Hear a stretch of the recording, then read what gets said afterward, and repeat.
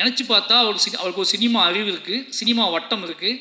இப்போ என்ன குதிரை வேகமாக ஓடும், இப்போ என்ன படம் எடுத்தால் பயங்கரமாக ஹிட் ஆகும்னு நினச்சா ஒரு கதையை அவரால் பண்ண முடியும். ஆனால் அவர் அந்த ஒரு ஆற்றின் போக்கில் உருளக்கூடிய கூழாங்கல்லாவே இருக்காரு. அவருக்கு வாழ்த்துக்கள்.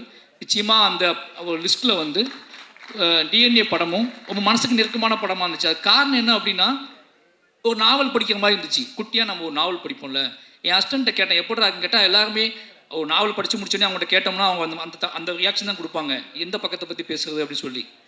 அந்த மாதிரி எல்லாருக்கிட்டையுமே ஒரு அமைதியும் ஒரு மௌனம் இருந்துச்சு. ஏன்னா இது வந்து இந்த படத்தை பார்க்கும்போது என்னன்னா, நீங்கள் ஆர்ப்பாட்டம் இல்லாமல் ஒரு உண்மையை நேருக்கு நேராக பார்க்குற ஃபீல் இருக்கும். இந்த படத்தை பார்க்கும்போது என்ன தோணும் அப்படின்னா, ஊன்னு கத்திலாம் பார்க்க முடியாது. ஒரு படத்தை பார்க்கும்போது நாம் நம்ம படுத்து எந்திரிச்சு போன இடத்துல பக்கத்தில் ஒன்று நடந்திருக்கும். நம்ம பில் கட்ட கவுண்டரில் நின்றுருப்போம். அந்த கவுண்டருக்கு ஒரு கதை இருக்கும், நமக்கு தெரியாது. நம்ம ஒரு டாக்ஸியில் ட்ராவல் பண்ணியிருப்போம். அந்த டாக்ஸிக்குள்ளே ஒரு பயங்கரமான கதை இருக்கும், நமக்கு தெரியாது. நம்ம இப்படி அங்கங்கே வாழ்க்கையில் வாழ்ந்துகிட்டே இருக்கோம்.